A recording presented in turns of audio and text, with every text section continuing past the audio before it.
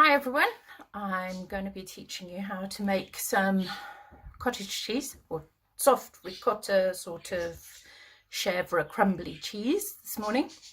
These are the ingredients and things that you're going to need. You'll need a colander and a saucepan and some lovely fresh milk. I'm using Ivy Farm whole organic milk, which is really lovely. You can see the cream at the top there, which is really nice. You'll need 2 litres. You'll also need a cheesecloth. It doesn't need to be terribly big, but it does need to be big enough to go over your colander to collect the curds. Something to lift the curds out of the saucepan with, and something to stir your milk with. You're also going to need some lemon juice to curdle the milk and to produce the curds. Some sea salt. Try and get salt that doesn't have iodine in it. I'm using Cornish sea salt here. I've also got some dried mixed herbs, which I'm going to be putting into the cheese, and some garlic. Here, it's all ready to crush. And I quite like pepper as well, so there's some black peppercorns there.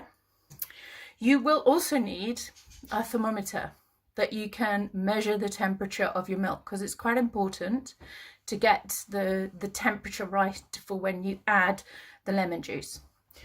You need to be adding the lemon juice at between 85 and 90 degrees C.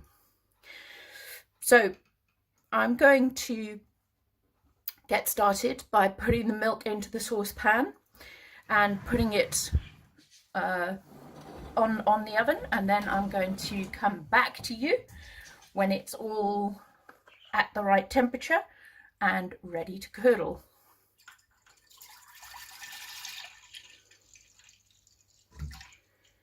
Two litres of milk will make about 500 grams of cheese.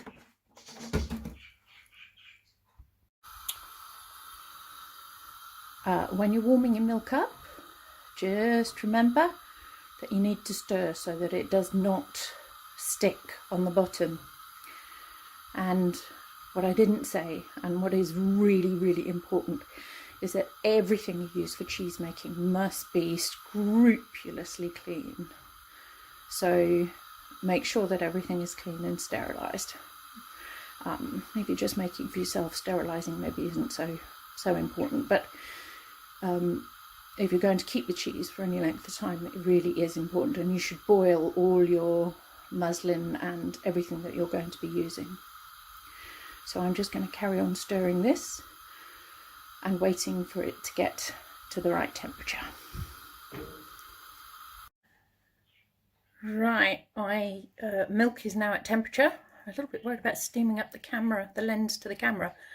But anyway, I'm going to stir it. You can see it's nice and hot. Here's my lemon juice. I'm going to pour that straight in whilst I stir. And immediately that milk will start to curdle.